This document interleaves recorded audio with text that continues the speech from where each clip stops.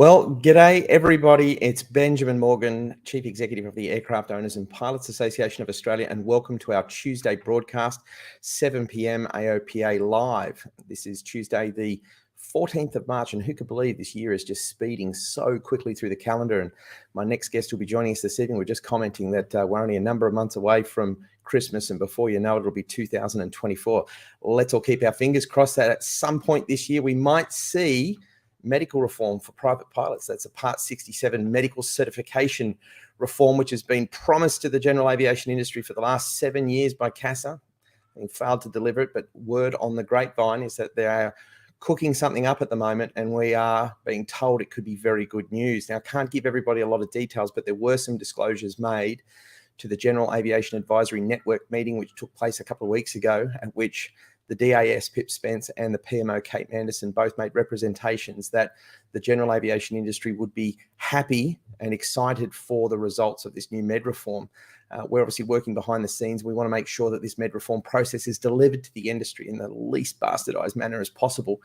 We were promised great things with the basic Class 2 when it was introduced, and unfortunately at the last moment they slid in that unrestricted commercial driver's license standard, which precluded the use of that medical for so many people across the aviation industry. And if we can get things right, CASA, this time, we nudge, we might see thousands of people returning to general aviation on the back of a sensible and really a much needed medical reform. So we do hope that that process kicks on. Rumour has it could happen sometime around third quarter this year, and would have to be delivered by way of a special instrument or exemption in order for it to go into effect this year. And the indications so far, if we're to believe everything that is being said behind the scenes, is that that instrument will in fact be delivered in this calendar year. So we are holding our fingers crossed, and for everybody across the aviation industry that has been waiting for this med reform, we're there with you. We're not going to give this fight up too easily, and we hope it gets done. Now, before I delve into the topic for tonight's broadcast, I'd just like to send out a special thank you to Lorraine McGilvray and Keith Gray of the AOPA Australia board. Both of our directors, and Keith, our casual appointment to the board, they've both been working their backsides off, reaching out to AOPA members across the country and getting those renewals in. And I have to say thank you so much to all of you who have been renewing memberships across this last 2 weeks. It has just been an incredible experience to have people calling up, and also aero clubs calling up, and businesses calling up and pledging their support to the association. And it's somewhat nice to also know out there that the work that we're doing is greatly appreciated. So on behalf of our board, on behalf of our national members, to everybody, thank you so much for your support to the association. Now, throughout this evening's broadcast, if you do have questions in relation to the issues that we're going to be speaking about tonight, and they are, right at the top of the pile in terms of the most important issues that are facing general aviation, I do encourage you to post your comments, post your questions, and we'll try and publish those, and we'll try and respond to as many as we can throughout the discussion.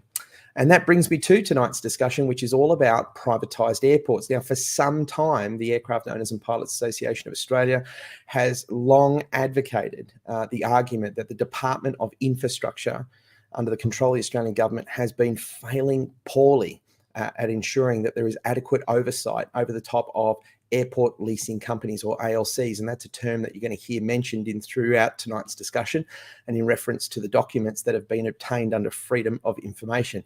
Now, these airport leasing companies are required by law to prepare master plans and to submit these master plans not only to the Australian aviation industry and broader public for comment and consultation, but they're required to have these master plans navigate through the oversight of the Department of Infrastructure. And tonight's conversation with Clinton McKenzie, who's a director of the AOPA, will highlight that it is pretty clear, based on the documentation, that the Department of Infrastructure are failing at adequately assessing these master plans, and in many respects are simply forgetting to cover off key issues. And they will be discussed in connection with the Airports Act and those obligations that are set out. And so, rather than me rattle on too much more, I'm going to bring Clinton McKenzie into the discussion. Thank you, Clinton, for joining us this evening. Evening, Ben, and evening, everyone out there. It's good to see you. Now, we have a huge body of material to try and navigate through tonight, and I think maybe to give our viewers some background, you've been leading the charge over these last few months in putting together some pretty comprehensive requests under freedom of information to the various government departments and agencies, not just on this issue. There's a whole raft of work going on at the moment, but on this particular topic, a freedom of information request to the Department of Infrastructure to obtain the communications between the department and Canberra Airport and onward to the then Minister for Transport, which was the Deputy Prime Minister, Michael McCormack MP. And in response to this particular FOI, you've obtained 1,400 plus pages of material which detail not only the department's review of the master plan, but the correspondence and, of course, the recommendation that they made to the Minister's office that this master plan in particular be accepted. And so tonight's conversation is going to focus around digesting key elements, and I'm going to be bringing up some slides. And Clinton, you're going to lead tonight's conversation in analysing these documents. And so with that, I might hand over to you and we might start bringing in our first key document. Yeah, I'll just open by saying that, as with the other departments to whom I put in FOI requests, the Department of Infrastructure and Transport, whatever it's called now, was very professional and helpful in processing the request. And although we got 1,479 documents, a lot of them are repeat copies of the airport master plan or draft plan and repeats of presentations. But the gory bits we've identified and give quite an interesting insight into how these processes are run. As you know, I take these things back to first principles. What does the law say about it? I go back to the Airports Act and try to understand this airport planning process and the provisions for it in the Airport Act. And I'm going to focus on just two provisions, a couple of sentences in the Airports Act, because I think they're fundamental to what should be assessed in this airport planning process, but I think is slipping through the cracks, which is resulting in us losing airport infrastructure and being crowded out of airports. And the first of those two in the Airports Act is actually the first what I'll call operative provision, which is the objects of the Act. So it's got a name and it commenced, we know that, but the first of the objects of the Airports Act, and remember these are airports owned by the Commonwealth, is to promote the sound development of civil aviation in Australia. Object number one, and that to an outsider is completely uncontroversial. That makes sense. It's an airport, and what are airports for? But when you go to a lot of airports, you'd be forgiven for believing it's not so much about aviation, but to promote the sound development of civil aviation in Australia. And let's pause there. What is civil aviation? Well, in my definition, it's everything other than military aviation. Oh, there's Wikipedia. It's everything other than military aviation, and it includes all of the stuff to support civil aviation, like maintenance organisations and people who supply parts and oil and all of that sort of stuff. The other fundamentally important provision in terms of master plan approval is Section 81. And again, I'm going to focus just on one section in a provision of Section 81, because 81 is the provision about approval of the draft plan by the Minister. This is the process that ends up with the master plan being approved. And subsection 3 says, in deciding whether to approve the plan, the Minister must have regard to the following matters. And paragraph A, and this is the one I'm going to focus on, is the extent to which carrying out the plan would meet present and future requirements of civil aviation users of the airport and other users of the airport for services and facilities relating to the airport concerned. Now, the reason I'm focusing on that is I don't see how it can coherently and reasonably be something to which the Minister can have proper regard unless an analysis of the future and present requirements of civil aviation users has been done, and then an analysis of the extent to which carrying out the plan will achieve and deliver on those requirements. So when we go to the first of the FOI, important FOI documents, and that's pages 2 to 4, very key document. This is the document where the department makes a recommendation to the minister to either approve or not approve. In this case, the Canberra Airport Draft Master Plan 2020. That, for example, included the displacement of the threshold on runway 12 and other things.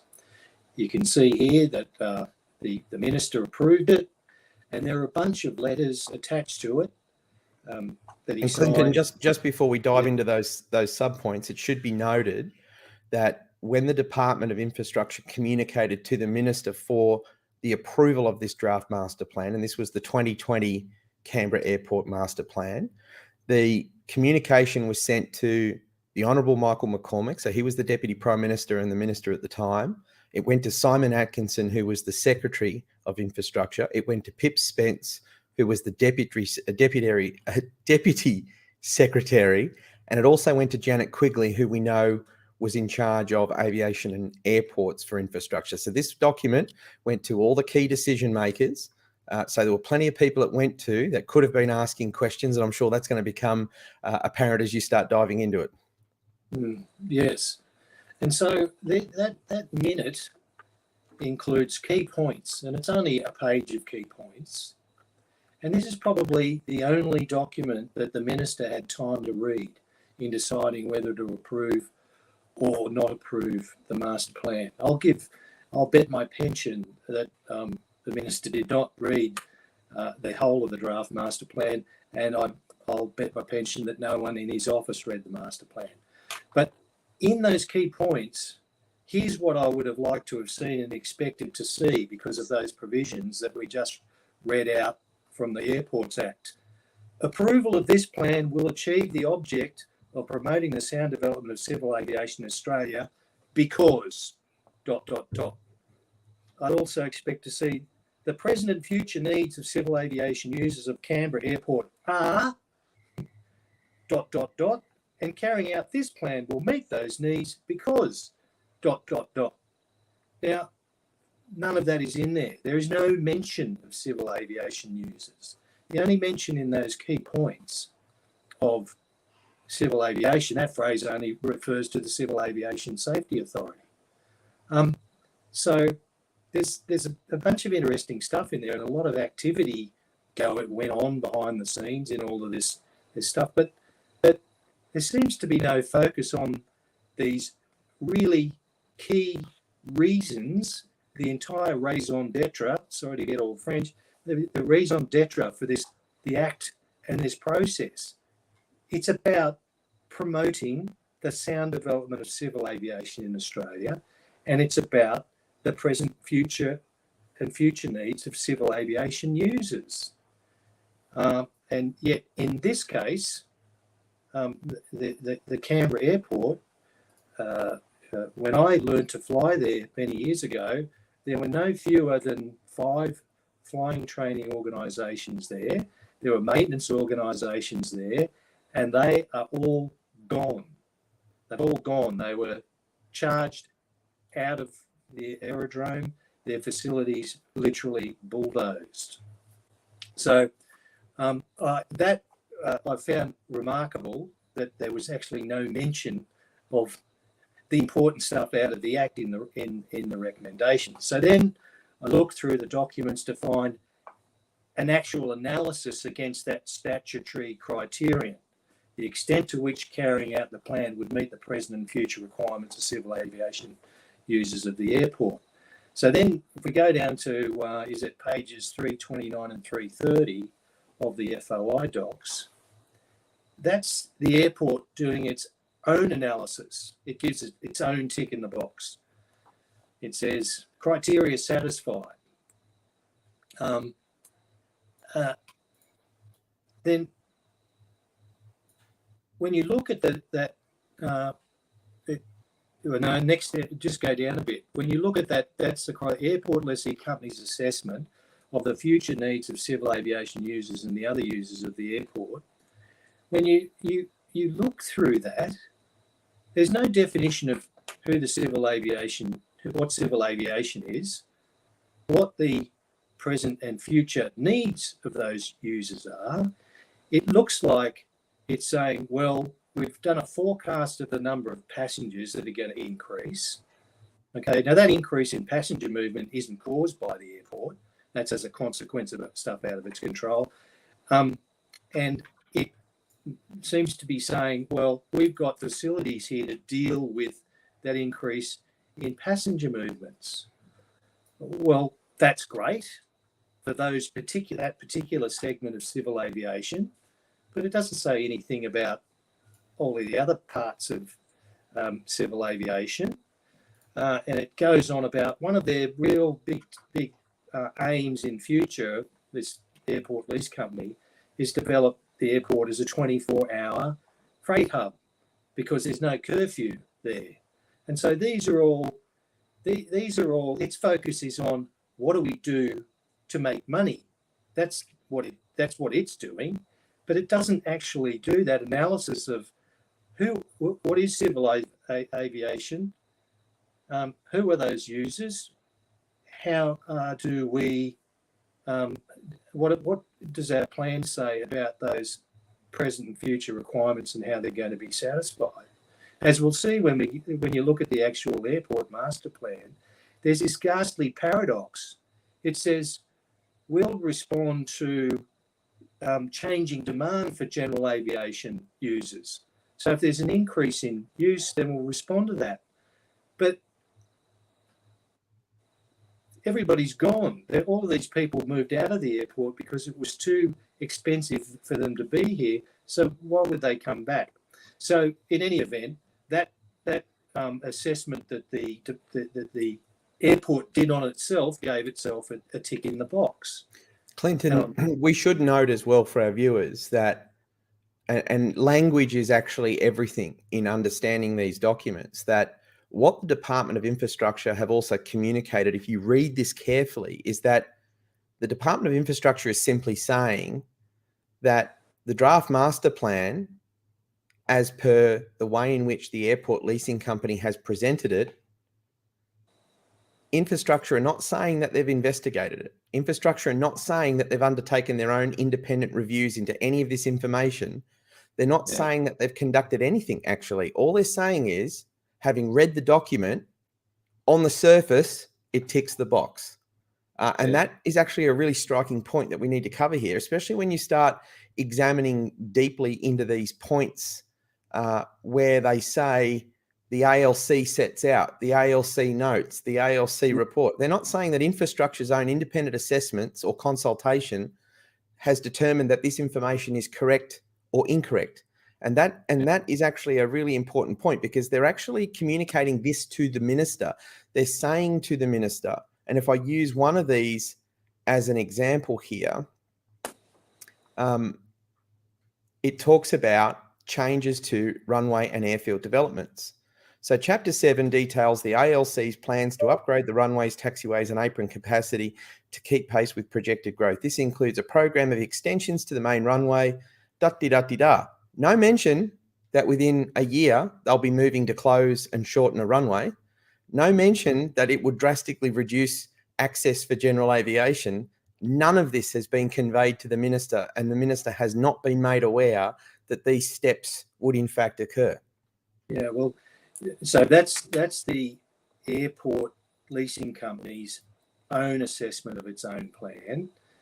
The department's assessment is down at page 356 onwards. But when you go down there, where it's doing its assessment of the extent to which carrying out the plan would meet present and future requirements of civil aviation users, you're correct. It's basing its assessment on what the airport leasing company has said. And so they give that a criteria satisfied. The department considers the airport leasing company's implementation will meet both short-term and future requirements of civil aviation users and other users, airport, blah, blah, blah. Well, then it doesn't define who those users are, doesn't define what their requirements are, just gets a bunch of data and that are about passenger movements. That's great. And it says the terminal will be able to accommodate those passenger movements, growth. That's great. But again, those passengers are not the only people in civil aviation. The airport leasing company identifies opportunities for freight growth at the airport based upon the absence of an overnight curfew and its road links to Sydney. Oh, well, that's great. It doesn't, perhaps what they were trying to say is, well, freight transport by air is civil aviation, and identified someone who was hanging out to do that and needed it, but it doesn't do that. It just says, well, that's what the airport leasing company has said. It wants to build it, and they will come, so they will make more money out of it. Where's the analysis of that is a future requirement of civil aviation users? Nowhere. I was quite disturbed by the paragraph that says, this is the department's words, these forecasts demonstrate the need for additional infrastructure to meet demand. Section 2.5 of the DMP outlines the ALC plans to financially support the airport's aeronautical infrastructure through the diversification into non-aeronautical developments, such as expanding the Majura Park retail sector, the Brindabella Business Park and the Fairbairn Precinct. So there we have it. The department has drunk this Kool-Aid that is in effect this logic. Unless the airport leasing company gets to do all of this non-airport stuff, puts up DFOs, puts up office blocks and all of this sort of stuff, then the poor aeronautical infrastructure, the airport, is going to suffer. So therefore it follows that we've got to approve this plan with all of this non-aeronautical stuff in it so that the airport can survive. Now, those forecasts don't demonstrate that. That does not logically follow. I mean, given the amount of money that is being made by the airport leasing company at Canberra, I'm quite sure that it could get on very well, thank you very much, with maintaining the airport and doing no more future aeronautical developments, non-aeronautical developments. But here we see the department just says the department considers that the draft management plan adequately addresses these criteria. Well, again, Clinton, the obvious question, where was the financial assessment? Where was the audit? Where is the report that details the shortfall that underpins the demand for greater non-aviation? And again, I've asked this question of Janet Quigley. I've had a direct engagement with Janet Quigley on these issues, and I have asked directly, how does the Department of Infrastructure assess what is an acceptable level of non-aviation development when the airport leasing companies use the justification that we need non-aviation to support aviation? And her answer is, we don't do any. We just rely on the conversations and the engagement we have with the airport leasing company. They're going to be honest and they're going to tell us what they need, and that's how we work forward. I mean, I find it staggeringly odd and almost, I sit here in disbelief that the Commonwealth Department can make a statement that they're advising the minister that it's perfectly acceptable that they are going to do all this non-aviation development because it's going to fund aviation infrastructure, and they don't define what that is. They don't define what is an acceptable level. They don't define what the shortfalls are. There is absolutely nothing to underpin that statement. No, that's right. And I just think given the what we know of the finances of the airport leasing company, it's got lots and lots of money out of all sorts of stuff built on airport land, and it's not going to go broke in a hurry if those further developments don't non-aviation developments do not go ahead. It's effectively, I understand why they're saying it, but I don't think it's acceptable that the department accepts it uncritically, because we all know that the most efficient and effective and economically useful thing to do with an airport is shut it down and just turn it into other stuff, because the airport's not managing the value of general aviation and other stuff. And we'll get to, the next part of it is actually the fascinating actual chapter of the Airport Masterplan, and that's chapter 513, and I think that's at page 105 and 106. So we'll go back up to the actual master plan, because it's what it says about general aviation is. And just for clarity, this is a Canberra Airport document. This is not an infrastructure document, but this is the Canberra Airport Group in their own master plan. Yeah. And I'm trying to find what page 105. Sorry, you're in front of me there. And so the first thing it does is GAs and also RAN mixed in with military. So 513 is headed General Aviation, Department of Defence, and BOP operations. So we're the rats and mice stuff. Of course, having already noted that civil aviation is not military aviation. It's not Department of Defence aviation, VIP state aircraft operations, but we're all in this, we're all lumped in together. And then there's this lovely motherhood statement. General aviation and Department of Defence aviation are essential for the ongoing success of aviation in Australia and the protection of Australia as a nation. Well, isn't that wonderful? That's why the taxpayer built Canberra Airport in the first place. We already knew that. Then what was supposed to happen is it was supposed to be continued to be operated. What was that object in the at 3A? It was supposed to be continued to promote the sound development of civil aviation in Australia. So when you go through this part of the master plan, there's some very, very telling things in here. Canberra Airport, this is at the bottom of page 106, Canberra Airport believes it is possible to secure a major flight training facility for pilots that would involve a significant increase in general aviation operations and requirements for aircraft parking aprons and hangars, as well as associated training facilities and dormitory accommodation.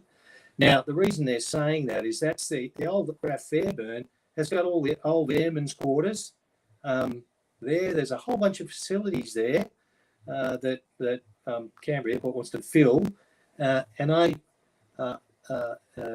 doubt whether it would be affordable for any normal training organisation to afford to be there and then pay the fees that were being charged of training organisations to do circuits and touch and goes at the Canberra Airport after it was privatised. This facility would be located at Glendora and/or Fairbairn precincts. I've been hearing about the Glenora precinct, which is to the east of runway 35, the southeast part of that, for decades. It is possible to secure a major flight training facility. It is possible. It's possible to build a nuclear submarine at Canberra Airport. Whether it's going to happen or not is a completely different thing. What else do they say in there? As Canberra Airport's traffic grows, general aviation and other smaller aircraft may be restricted during times of high demand, as higher capacity aircraft are given priority. This is in line with practices of the majority of other major civil airports in Australia and overseas. So they're foreshadowing there. But by the way, when we attract all this civil flying training here as we possibly could, it may get pushed into the corner when all of this other stuff is happening. And so it's just dropping the gentle hint. We might have to inconvenience these people. And that's exactly what happened to general aviation when the airport took over. If we needed to get airside, we were the last on the priority of the security people to come and let us in. You know, we're the just an irritating corner. We're not civil, you know, we're not here contributing to aviation or anything. We're irritations. But then it goes on to say, Canberra Airport would actively support any increase in Department of Defence aviation at the airport, including but not limited to flight training, helicopter operations, or other aircraft operations. This is at page 108, top of page 108. So, well, isn't that great? What's this got to do with general aviation? And we know why the Canberra Airport is actively supporting any increase in Department of Defence aviation. It's the same answer to anything that the Canberra Airport does. It's to make money. Okay, and so come on down, Department of Defence aviation at the airport. We actively support that because you'll be writing us checks for touch and goes and parking. And as we know from the FOI request that I got from Defence as to how much the taxpayer pays for the Department of Defence to occupy land that the taxpayer owns at RAF Fairbairn in buildings that the taxpayer paid for, and to park ADF aircraft, 34 Squadron, and all that cost the taxpayer about $1.3 million per month to occupy, for the RAF to occupy RAF Base Fairbairn, or what used to be that bit of RAF Base Fairbairn, which 34 Squadron occupies. And every time a RAF aircraft parks there, they're paying, the taxpayers paying parking fees. So that's why they want to increase defence aviation, but that's not civil aviation. So when you read through that 513, actual general aviation is just, you know, it's just treated as a side issue, and there's there is no analysis of who civil aviation users, potential users are for now and for the future, and how those future needs would be dealt with. We know what the answer is. If you've got enough money, then you can come here and there's no end of facilities for you to use. But if you can't afford it, and ultimately, all this boils down to, in my view, the present and future needs of civil aviation users is affordable access to airports. Absolutely. And to maintenance organisations and spare parts and all of those things that are integral to civil aviation, and it's not affordable. That's why there are so many people have left these airports that are supposed to be there for the sound development of civil aviation in Australia. So if we now go to, where are we? 907 to 916. That's a very interesting thing, because that's a letter from the department to the airport about its draft master plan. And again, the remarkable thing about that letter, which attaches a whole bunch of detailed pages and pages of detailed analysis of the draft master plan that's been submitted. Again, lots and lots of detail, but again, none of those magic words like promoting the sound development of civil aviation in Australia.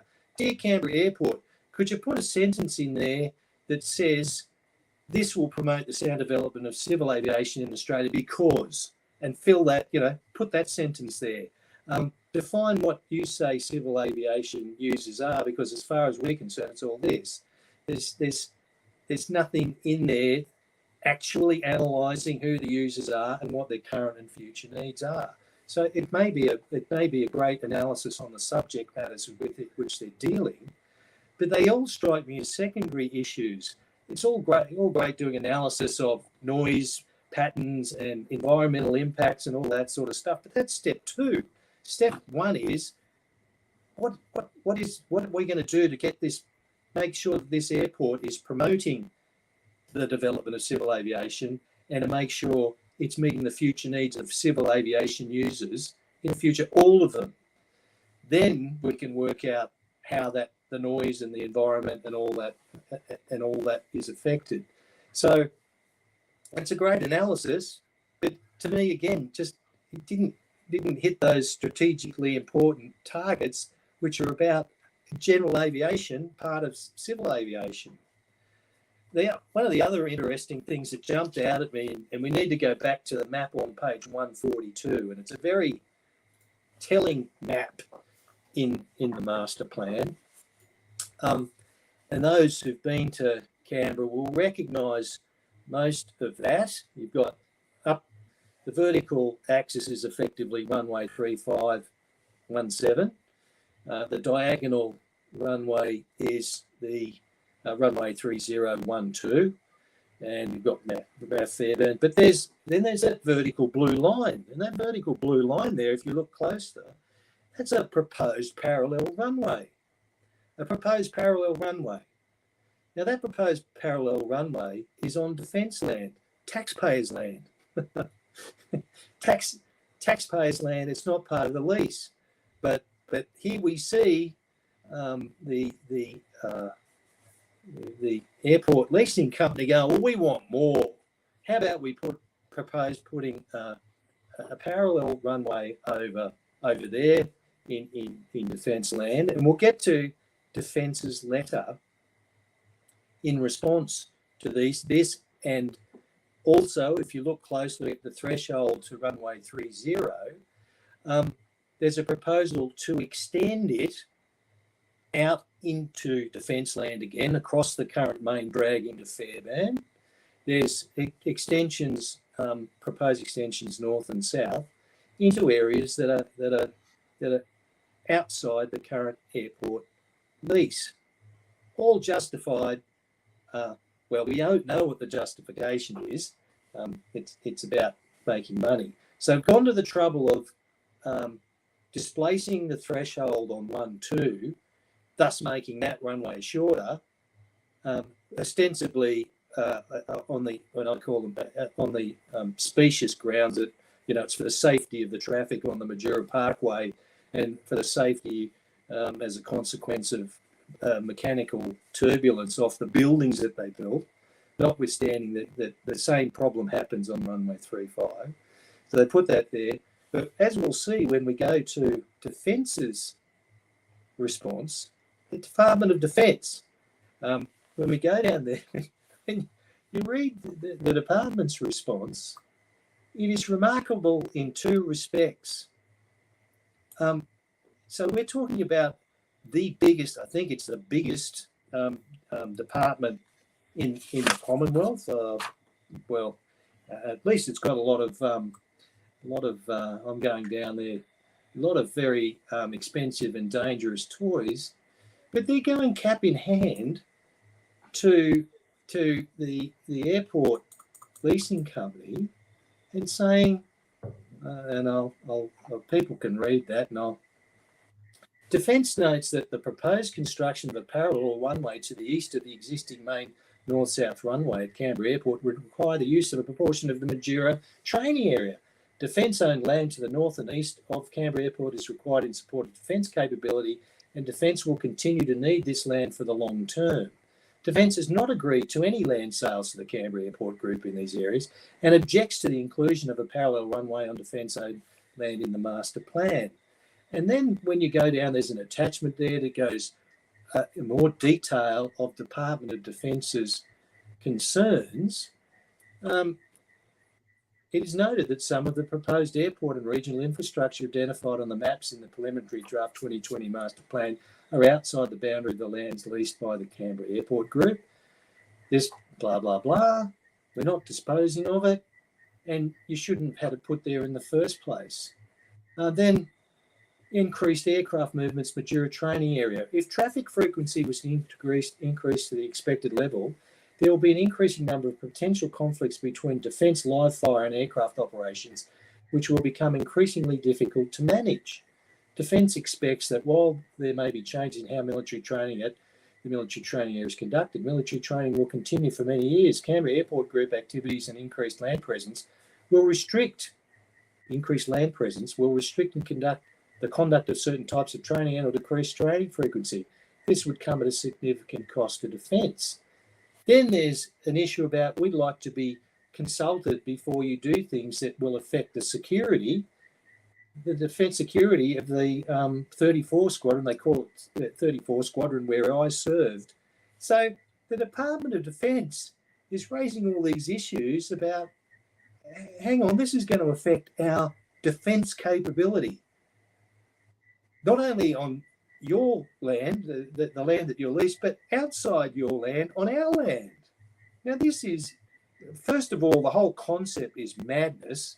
Why the defence didn't just write back and say, pull your head in, and this is not going to happen.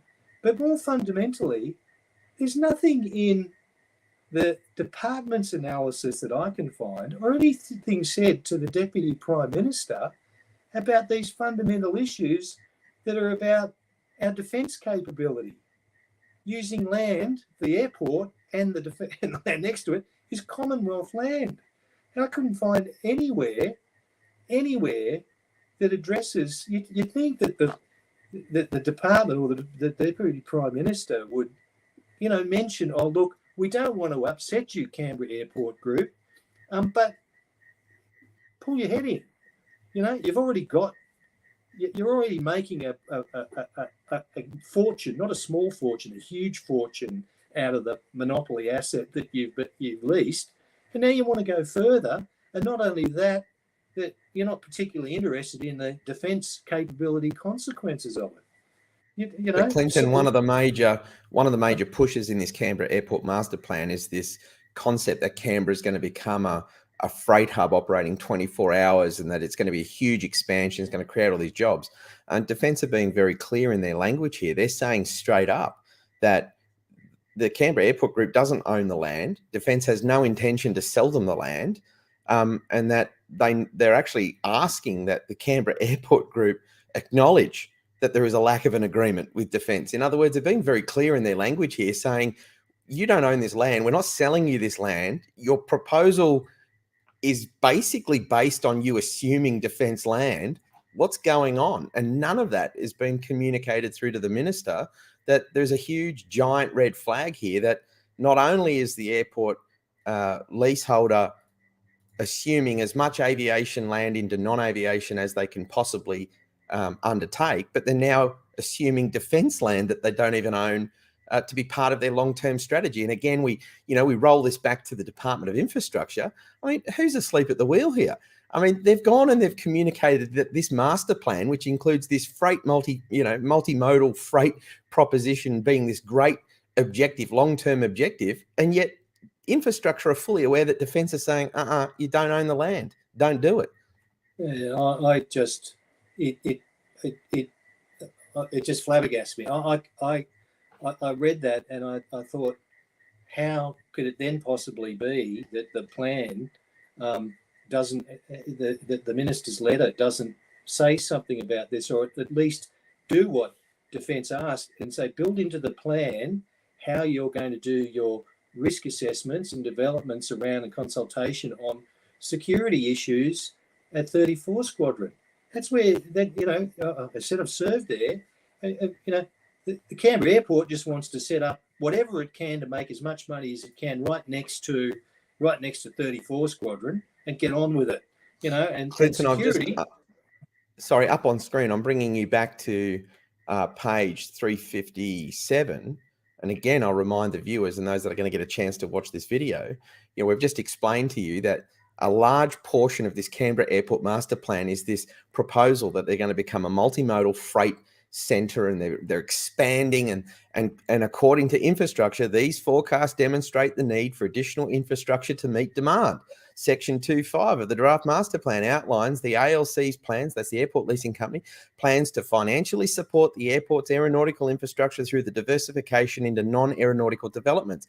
Infrastructure are green lighting a whole swath of non-aviation redevelopment at Canberra Airport to support a master plan proposal that Defence have said you don't even own the land. I mean, this is like selling the concept of building a hospital, in a section of town you don't even own the land on. It's owned by someone else entirely. I mean, it defies logic how you can approve them for non-aviation development to support an aeronautical expansion as a freight hub, and yet you don't own the land. It's absurd. I mean, you and I know what would happen if we wrote to Defence and said, "Oh, we're going to build some stockyards on your land, or we're going to set up a BMX track." Or Defence would just come along and say, "Go away, pull your head in, and if we see you sniffing around here, we'll do you for trespass." Now, this is what I say when I read this stuff. And look at the plan, what I get the sense of is a level of arrogance and chutzpah that seems to be a consequence of, well, watch me do it. I'll put it in the plan, and you and the Department of Defence, the Commonwealth Department of Defence, can stamp your feet and hold your breath until your face turns blue. Too bad, too sad. Nobody, the minister didn't do anything. The department didn't furrow its brow about that. I just, there must be something more to it. I roll back to this document, right? This minute, which Michael McCormack was circulated to, Simon Atkinson's secretary. So your secretary of the Department of Infrastructure, your entire department has led a review. Pip Spence, deputy secretary, you've obviously been part of the review. Janet Quigley, responsible for airports, you've obviously been part of this review. And here is a recommendation to the minister that if no decision is made by 27th of February, the Canberra Airport Draft Master Plan will be deemed approved. And nowhere within it does it outline that the Draft Master Plan has proposed to build a freight hub on land they don't own, that Defence have communicated that they don't actually have rights to. And it goes further than that, Clinton. We look at the point 7, public consultation.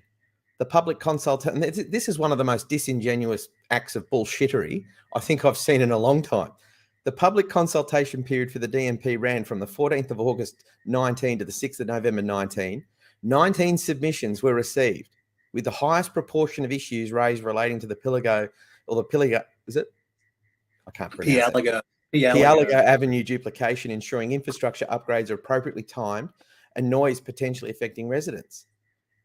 Infrastructure, that is Simon Atkinson, Pip Spence, Janet Quigley, and their team signed a letter to the then Deputy Prime Minister saying that this airport master plan had passed the requirements for public consultation. And this document proves that Canberra Airport made no attempt to actively engage the aviation community outside of the airlines, CASA, Air Services, and a few other unrelated or partially related entities, but they made no effort whatsoever to engage with the aviation industry and the aviation users outside of what I've just mentioned.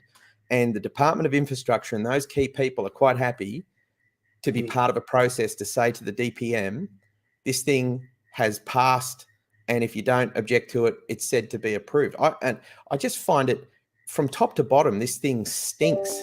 It stinks to high heaven.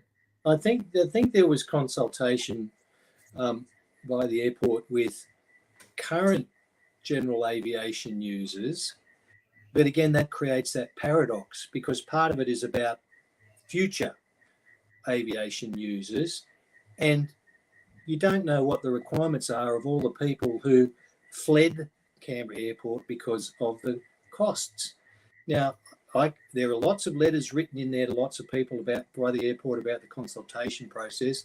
I couldn't find a letter sent to AOPA, RAOS, GFA. I don't care if they're involved. If they're part of civil aviation, MROBA, the maintenance general aviation maintenance organisations.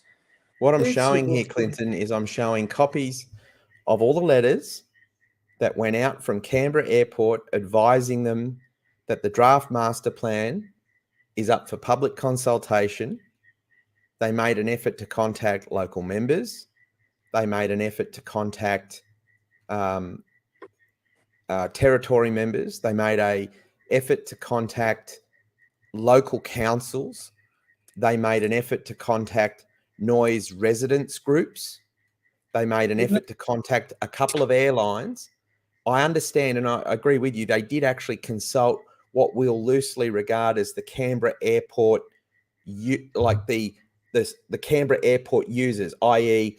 the limited number of general aviation businesses left at Canberra, the extremely limited number of aircraft that are left at Canberra, but no attempt to engage with the broader aviation industry to say, hey, this is actually very important. It's going to have incredibly deep and meaningful impacts on general aviation access and general aviation use. We want your feedback. There was zero. And I can tell you, we did not receive any correspondence from Canberra Airport. I don't believe my colleagues in any of the organisations that are part of AGAA, the largest general aviation alliance of organisations, type groups, nobody received correspondence. Now, there could be an outlier. They may have contacted RAOS. I can't answer that. I don't know.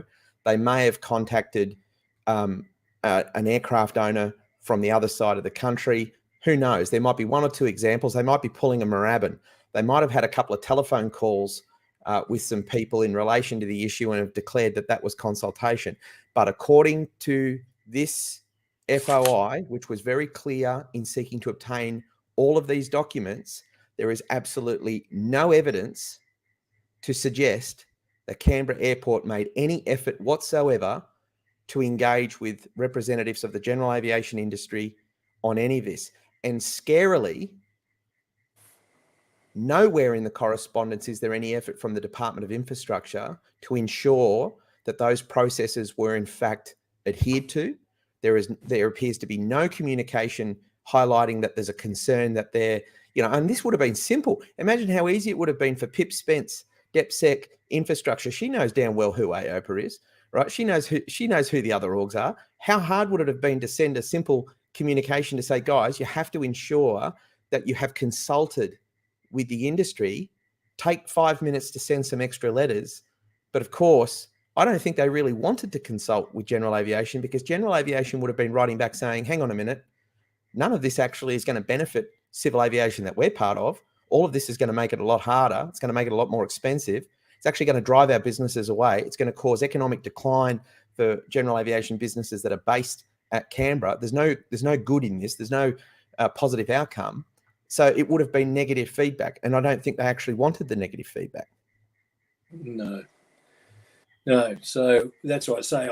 I can't understand how they can make a coherent and reasonable assessment of the future requirements of civil aviation users of the airport unless they first ascertained what civil aviation is, and then reached out to all of those sectors and said, what would your future requirements of the use of Canberra Airport be? As you say, most people write back, well, we'd love to still be there. We'd love to be performing this fundamental role in relation to aviation, but we can't afford it. That's the problem. So it's a self-fulfilling prophecy. As the cost of this land gets higher and higher and higher, and landing fees go up and up and up, there'll be fewer and fewer civil aviation users. So therefore, they mustn't require the airport. Clinton, another couple of points I'll raise, and I don't want to derail away from your analysis. And I have to say, we are just so grateful for the work that you've been putting in behind the scenes on all of this as well. Since you've joined the board, you've really helped us step up digesting information like this, and it's incredibly valuable towards being able to fight for a better future for general aviation. But one of the other observations that I made in my review of these documents, and it harkens back to this idea of consultation, is that we have all these letters. I mean, there were letters that went out to Qatar Airways. There's letters that went to Menzies Aviation, all these different aviation groups. But then Canberra Airport went and held all of these detailed meetings with various government departments and other groups. And they're all detailed, right? The Queanbeyan Palerang Regional Council got a detailed briefing of which representatives, Noel McCann, Catherine Serrano, Thomas Riepler, all these people went along to these detailed meetings. There was this huge effort made to go and engage with local councils, residents, noise groups. So this concept that, oh, well, you know, you could have come along. Well, there was a real focus in impressing upon all these other groups how great this master plan was. And one of the things that I note from all of the minutes of these meetings, general aviation never gets mentioned. They don't talk about it. It's like it doesn't exist.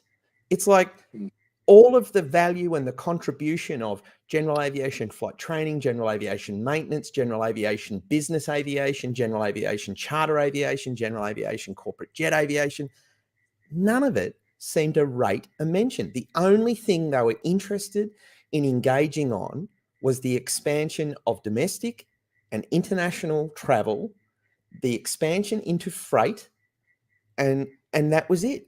There was conversations around the potential to put in place railway facilities, all these things. But the nation's gateway, the entire country's gateway to our parliamentary capital, the ability for general aviation participants and users and businesses to fly to Canberra to interact with our politicians, that didn't rate a mention. None of that meant anything to the operators. And as I'm talking, I'm just flowing through these pages because I want people to understand that the FOI returned an enormous body of documentation, and it includes all their meeting minutes. You know, this is a presentation to the Jerram-Bombera Residents Association. I mean, general aviation and its opinions on this master plan and the feedback that we could have provided in relation to how well this master plan applied to the future of our industry and our investment, our super and everything, it rated less than worrying about what the Residents Association of Jerram-Bombera were worried about.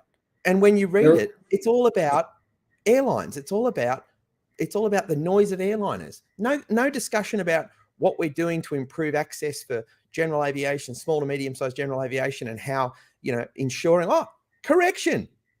We've got a statement. General aviation has generally slowed down in its growth across the nation, particularly in Canberra, which was back to one flying school that came from Goulburn to start up. Well, there's a pretty telling statement from Canberra Airport in their own minutes that general aviation has slowed to a point where there's just one flight training school left. And I wonder why. I wonder what's caused that, Clinton. This is what I say. We have the capital city of a country that claims first world aviation status, and it has no flying training organisation. The only flying training organisation was effectively a satellite of a flying training organisation at Goulburn that came down and set up in the what I used to call it the General Aviation Detention Centre, because that's what it looked like. It was one of those demountable huts with razor wire around it. Looked exactly like a detention centre on Christmas Island. And so this flying training organisation used to set up in this little donga in the jet and do flying training here. That's it, the capital city of a first world aviation nation, and that's what we've done to flying training. It's disgraceful. I just want a quick shout out here, Clinton. Rob Simpson, who's joined us on AOPA Live a number of times, president of the Moorabbin Airport Chamber of Commerce, and an individual who's fighting for, just as we are, fighting for the very future of Moorabbin Airport as a general aviation hub, has just posted a comment. He says, looking forward to seeing the results of FOI for Moorabbin Airport for the 2021 master plan. You betcha, mate. We're going to be putting FOIs in left, right and centre now and ensuring that we start to get access to this information. And Clinton, this information belongs to the Australian public. None of None of this information really should be withheld. These are airports that belong to all of us, the taxpayer, and these negotiations, these communications, these assessments, they really should be available. And I've questioned this behind the scenes to you, why this stuff is just not published on the Department of Infrastructure's website so that you can go and download it. I have no idea, because there's nothing confidential in it. We're talking about how the public asset is being managed by the Department of Infrastructure. And that's what tonight's conversation is actually all about. Is the Department of Infrastructure adequately discharging their responsibilities to manage these assets on behalf of the Australian public, or are they thoroughly asleep at the wheel? And I have to say, and we will release these documents, we're going to publish them as well so that people can download them, and we encourage people to go away and do their own analysis. But I have to say, from my perspective, I think they're utterly asleep at the wheel. I think that they've virtually handed the keys to property developers, and they have participated in the largest sellout of general aviation purely because either they're ignorant to the issues or they just don't care. I've discussed with you, Clinton, that if you look at the objects of the Act, and I come back to this, you're absolutely right. First principles, the object of the Act, to promote the sound development of civil aviation in Australia. Infrastructure often tell us we don't have the tools and resources to hold these privatised airport operators to account. That's a load of bullshit. You actually get to either recommend the approval, or you get to recommend the rejection of the airport master plans, which are giving them the green light to undertaking these massive non-aviation redevelopments at these sites. Of course you have the tools, and you ought to be asking yourselves a question at Infrastructure. Why are you green-lighting activities that do not promote the sound development of civil aviation? Next point, to establish a system for the regulation of airports that is due regard to the interests of airport users and the general community. We spoke at length, Clinton. Why has the Department of Infrastructure not sought to track key data? Why when these airport master plans, when they're put before the Commonwealth, doesn't Infrastructure say to the airport leaseholder companies, please disclose to us how much on average you are currently charging for general aviation land use as a per square metre figure, so that as each master plan develops an iteration into the future, you can see the trend of what is happening to the price of access of land. Now, people at Infrastructure, when I spoke to Janet Quigley on this issue, and I said, Janet, airport land has gone through the roof. Ben, we have no data for that. And I'm like, what are you talking about, Janet? You're the Department of Infrastructure. You're responsible under the Act. No, we don't track that, Ben. AOPA would need to go and track that. You could give that data to us. I mean, are these people for real?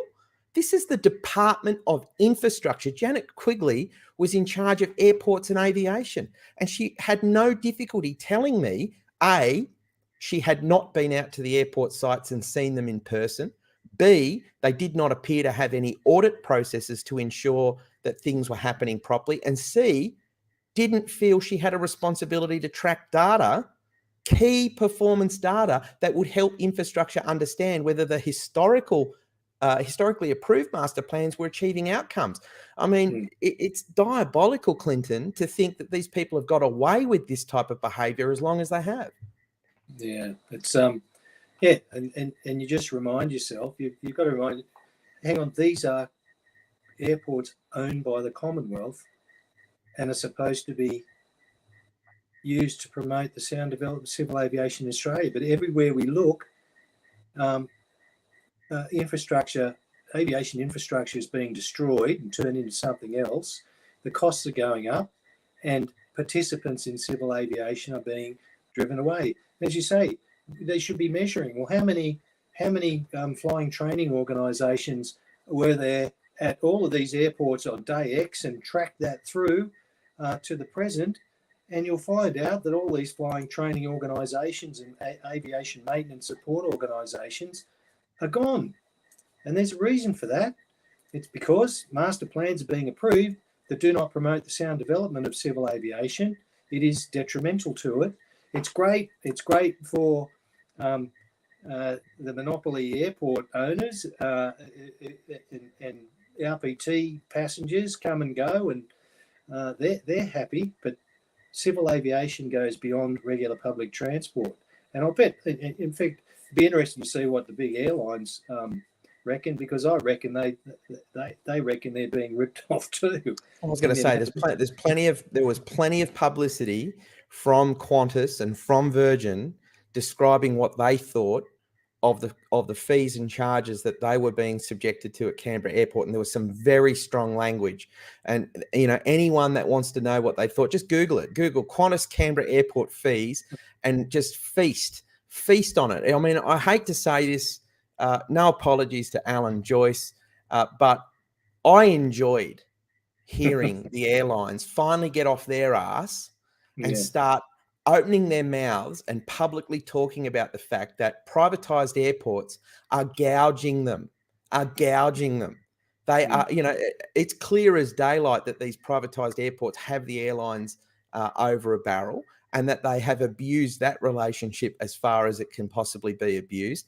And it was really nice to hear Alan Joyce come out publicly swinging on the issue, saying something's got to be done. But then it went quiet, right? It went quiet. But, I said to a few colleagues, when the airlines start screaming about how badly they're being screwed on fees, imagine how it's being felt by the small general aviation businesses who do not have the power and equity to oppose. They're not an Alan Joyce. They can't refuse people from the chairman's lounge, right, and create a stir. They just have to take it. And it's just unacceptable that our safeguard, we have just two safeguards in aviation. The first safeguard is our Department of Infrastructure. We have to trust that infrastructure are actually doing their job to protect the aviation infrastructure.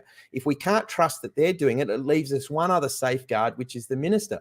And Clinton, I'd like you to talk about this next section, because what do you do when infrastructure sells you out and throws you under the bus? And then what happens when it hits the minister and you come to the realization that, oh my God, maybe the minister actually doesn't even read this stuff.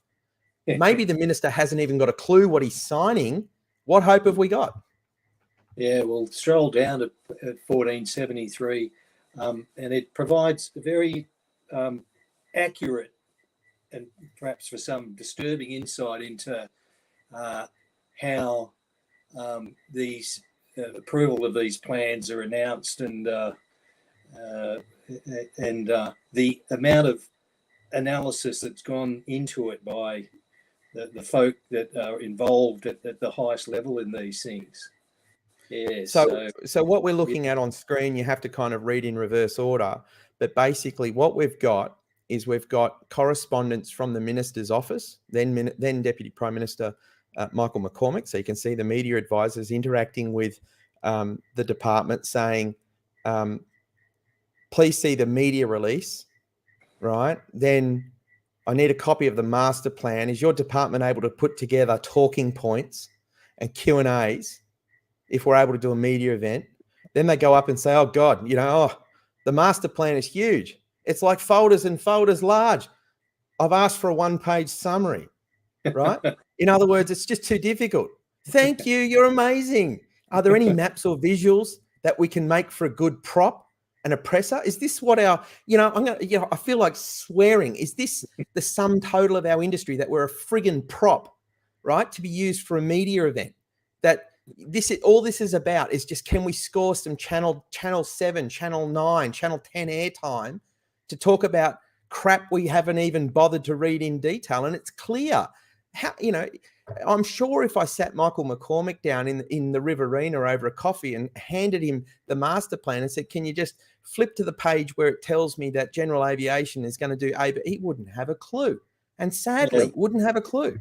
Well, imagine the captain of an RPT jet turning to his first officer her first officer who's handed him the flight manual, and the captain saying, can you give me a one-page summary of the flight manual? I mean, in fairness to the minister, of course, they don't get down to this level of detail. But as we've seen from all these documents, there's a huge amount of detail, but it doesn't focus on the main point about what the Airports Act is about and what airports are about, are supposed to be about. If I were a user or potential future user of Moorabbin, I would be writing to the minister and asking, I hope that the minister will consider how the approval of the the next master plan for Moorabbin Airport will achieve the object of promoting the sound development of civil aviation in Australia. And I hope that the Minister asks the department for an explanation of who are the present and future civil aviation users of Moorabbin, and how have you ascertained and determined that the implementation of this plan that you're asking me to approve will meet their requirements? Clinton, these emails show something far more sinister and in my opinion, something far more desperate that needs to be talked about. And that is, what in God's name is the Department of Infrastructure doing being a marketing outlet for Canberra Airport Group? Where's the independence? Where's the separation? This is like the bloody property developers using the local council to advertise the frigging apartments for sale. This is outrageous. Look at the correspondence and what it's saying. This is the Director, Southwest ACT, New South Wales Section, Airport Brands, Aviation and Airports Division. This is infrastructure. We've received some limited input from Canberra. We'll work with you Monday in what the Senator's looking for. Oh, look at this one. Please find attached some talking points. We've contacted Canberra Airport regarding visual aids. We haven't heard anything. We'll let you know as soon as we hear. Are the airport going to send through the fact sheets? What is going on here? Are the property developers writing the script for infrastructure? Where's the separation? Why does it appear that Department of Infrastructure can't organise themselves unless the airport does it for them? Why would the Department of Infrastructure want to become a talking mouthpiece for the property developers? It's certainly not boding well for showing that there's independence in this process. And if the relationship between infrastructure and the airport operator is so damn cozy, it starts to beg the question, have they become captured? I'd love to now know, and it opens up a whole new line of questioning. I want to know how many times representatives from the Department of Infrastructure have been taken to lunch by these airports people. How many events have they been invited to? How many things have been done between Canberra Airport and the Department of Infrastructure? Are they being done at arm's length? Are these people knowing each other on a first names basis? There is clearly far too much collusion and connection between the airport and the government oversight. Keep in perspective here, the Department of Infrastructure is supposed to be the government oversight. Why is the government oversight department selling the master plan? It's not their job. It's not their job. They should not be doing this. They should be sitting back saying, the airport can announce that the master plan's approved. They can have talking points. We shouldn't even be involved in this. We're the oversight authority. We're not here to help the airport sell the concept of what they're trying to do. We're here to make sure it's done in accordance with the Act. That is it. But it's clearly not happening that way. It's clearly showing that these guys are entirely dependent on their relationship with the airport to help sell this. Here's another one. Confirming that Canberra Airport Masterplan document was received. Don't have a cover letter. Can you get us more information? Then there's the executive assistant. I mean, it's just, oh my God. I mean, I can't, as I said, we're going to release these documents. I hope people from the aviation industry start digging through this material. I'm going to be seeking an audience with a number of senators to get this information in front of those senators.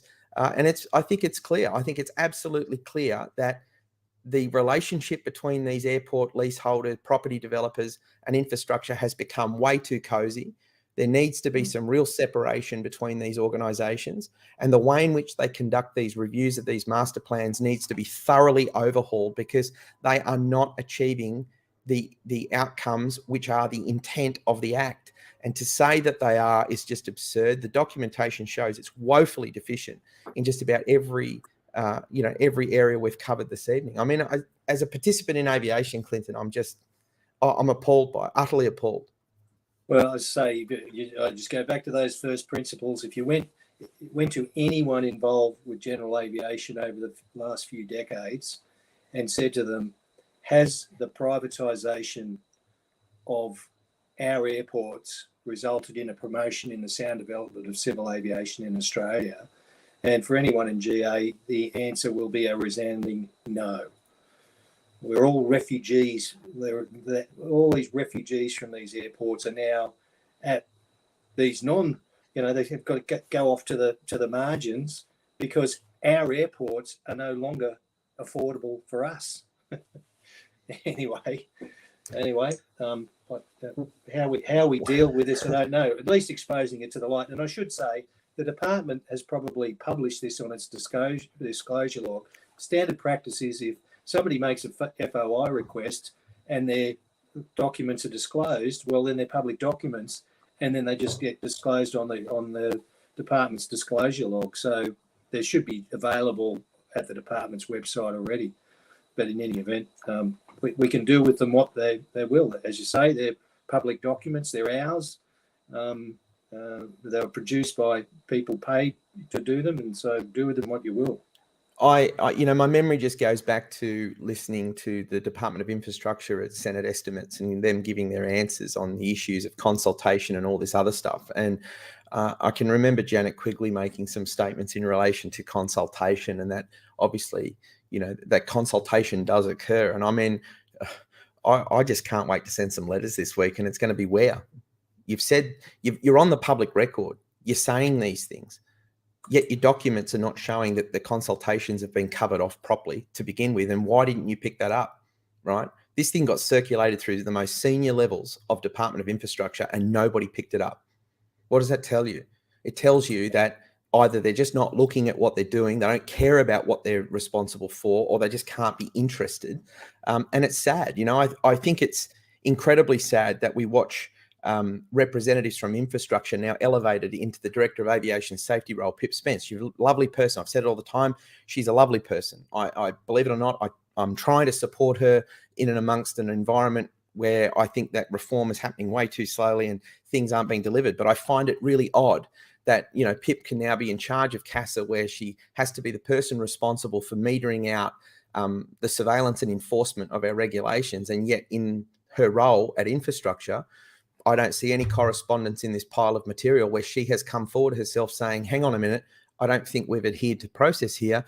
And it appears that general aviation haven't been consulted. And I'm just on that issue. There's a whole plethora of issues here, but just on that one issue, where was the representative speaking up saying, it appears this hasn't been done, we need to go back and get this done?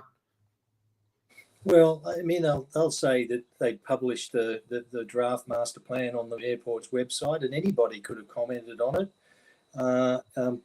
My response to that is that's different from all of those invitations that were, the actual act of reaching out to and inviting people to comment. And as you noted, there was no formal reaching out to any representative aviation body, maintenance organisation or whatever, as far as representing general aviation, as far as I know. So, what would have resulted? You see, I mean, one of the things that I laugh about is this fabled Glenora district that I said I've been hearing about it for literally decades. As hangars got more expensive and were bulldozed and all this at Canberra. Oh, they're gonna set up this general aviation area to the southeast of runway 35 along that side, near the fire station. Yeah, they're gonna, and they have no real interest in doing that at all. Their real interest is for getting rid of all of the pesky little stuff. Because so, Clinton, we obviously are going to file some FOI requests on some of these other privatised airports. Do you expect to see much different? No, I mean, the best predictor of past behaviour is current behaviour. So I expect that all of these plans are assessed in just about the same way, basically relying on the airport leasing company to itself make a decision about what the present and future requirements of civil aviation users are. And as I said, that to me is a patent nonsense, because they have a complete conflict of interest when they think, God, if all these, we don't want all these future general aviation users, we want them to go away so we can bulldoze the runway and turn it into warehouses. Mate, a really disappointing outcome, but such an enlightening opportunity at the same time to now physically see the documents. I know having sat in Senate estimates hearings and given evidence and having made statements in front of the Commonwealth in relation to these issues, and listening to the department's responses to my statements and being dismissed on these issues as, Ben's just being emotional on these issues. And of course we consult senators, and of course we go through rigorous assessments processes. What we've now seen is it is bullshit. They don't. They take the airport lease company's documents. They don't do any substantive body of work to assess any of that material. It is a tick and flick. It is a rubber stamp. They don't even ensure that the consultative processes have been conducted properly. And when it comes time to flip it across to the minister's office, I'm absolutely appalled to find that the minister's office takes it with such seriousness that they can't review the document and beg for a one-page summary because it's just too difficult to read the folders and folders of material. And that's how the aviation system is failing. That is how they've gotten away with the excessive redevelopment of airports now since privatisation, because nobody, our ministers and our Department of Infrastructure, are not taking responsibility to ensure that these sites on the fact-finding have been forced to delve into the FOI processes, that we cannot have a constructive conversation with the government on these issues. And we're treated like we're lunatics when we speak about these issues, when in fact everything we're saying is completely factual and everything we've been predicting is coming true. And I for the life of me, Clinton, I cannot believe we are in this situation in 2023 where sensible minds can't seriously look at this issue and say, what's going on here's got to stop. It just can't continue. And I've asked this one question: when is enough enough? What is the upper limit? In all of these master plans we see about we need more non-aviation to pay for aviation with no qualifying, quantifying, supporting documentation at all. What is the limit? Where is the upper limit that Department of Infrastructure can put a line in the sand and say, well, they're approved to do up to this because beyond that, they can't do any more? There seems to be no upper limit. It's just turn the blinkers on, allow them free rein, and watch these airport sites become destroyed. And I flew over Bankstown today. Shout out to Nigel Clark at Bankstown Flying Club for taking me out and doing an hour of IFR training. It was an absolutely wonderful experience, but I was horrified when I got into the air and I got to see the airport precinct at just how much of the airport we have lost now to non-aviation, and how little development there is for aviation infrastructure at that site. I think of recent, they refit one hangar. There is a program apparently to get some taxiways and some aprons fixed up. But meanwhile, 60% of the airport's been redeveloped. There is clearly millions and millions of dollars flowing in for these non-aviation developments. And I do understand that they spent a couple of $1 million upgrading their own corporate headquarters and building gardens around those corporate headquarters and putting a new cafe in on the corner. But meanwhile, everyone's aviation facilities are still Second World War. Is anyone from infrastructure going to come forward at any point and say, Jesus, we've got this wrong, we've got to fix it? Isn't the solution, I heard secondhand because I gave up reading these white papers, when I grew up. Isn't there something in the white paper about increasing competition for airports? Was there? I may have misunderstood that. I have to go back to it, Clinton. I couldn't confirm. I have to recant and actually dirty my brain by reading the latest master plan. But I heard someone come up with this bright idea of increasing competition for airports, and I'll be interested to see how that's going to happen. Somebody's going to build another airport at Canberra. Yes, I'll wait and see. But anyway, Ben, all we can do is keep highlighting these issues and concerns and keep fighting as best we can. And that's what I'll continue to do. All right. Well, thank you very much, Clinton, for joining us this evening. I really do appreciate your analysis of those documents. We'll be publishing them on the AOPA website tomorrow morning. You can download the PDF pack. It's quite a large document. I think it's over a couple of hundred megabytes of documents, around 1,479 pages exactly, I should say. So we do invite everybody to download it, have a good read through it. And if you do note things that you think are of particular interest that maybe we haven't covered this evening, I've got Clinton's email addresses up on screen right now. It's clinton.mckenzie@aopa.com.au. Feel free to fire an email off. send an email, express your thoughts in relation to that document pack, and it might be something that we can raise at a further discussion at AOPA Live. So thank you again, Clinton. Thanks. Okay, well, you heard it right out of the horse's mouth there. Clinton McKenzie, Director of AOPA Australia, has just pulled apart those documents that were obtained under FOI. It should frighten the hell out of everyone in the aviation industry at just how little assessment and oversight is being applied at these privatised airport sites by way of these master plans. Sure, we concede there appears to be quite a bit of focus on airport noise.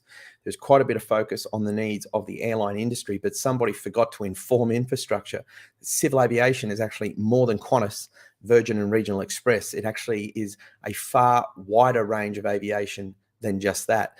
And I'd certainly be encouraging our colleagues at the Department of Infrastructure to start getting themselves educated on what civil aviation is in this country and to ensure that the airports are in fact being protected to promote civil aviation instead of being undermined and redeveloped into DFOs, industrial parks, and fast food and hardware warehouses, which unfortunately we're seeing at an accelerating rate. I'm sure nobody wants to see access for general aviation restricted at Canberra Airport further than it has already occurred.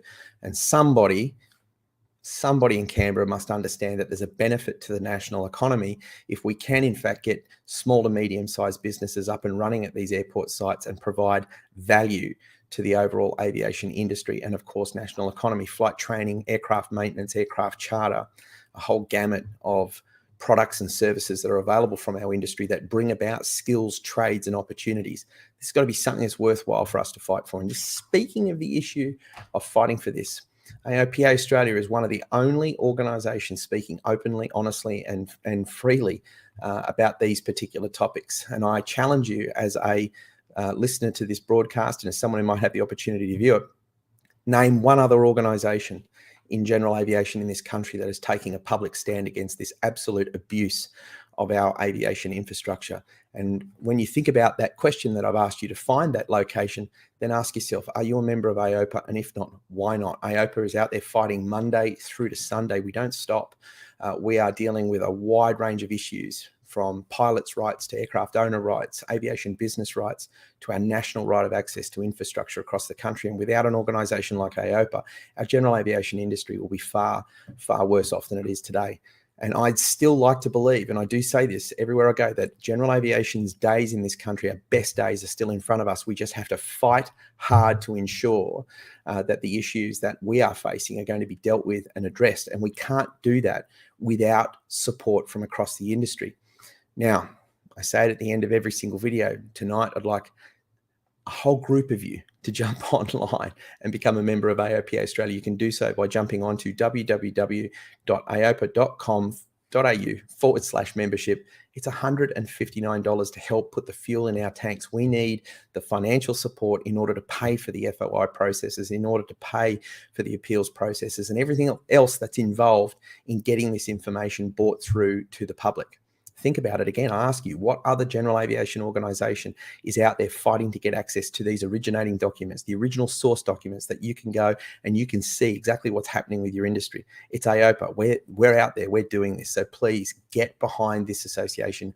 We need your support and you need our support if we are to have a more successful, more prosperous and sustainable general aviation industry. Now, saying all that, I do thank you all for joining us. It's an extra long program at an hour and a half. I thank Clinton McKenzie for joining us, and I'm very much looking forward to catching up with everybody next week. I think if the schedule goes to plan, we'll be joined by Glenn Buckley next week and a further guest, a former CASA staff member, who'll be having a conversation with AOPA in relation to Glenn Buckley's issues and challenges with the Civil Aviation Safety Authority, and that is going to promise to be an absolute corker of a live stream. So I invite you all to participate Tuesday next week. Until then, I'm Ben Morgan from AOPA, and thank you.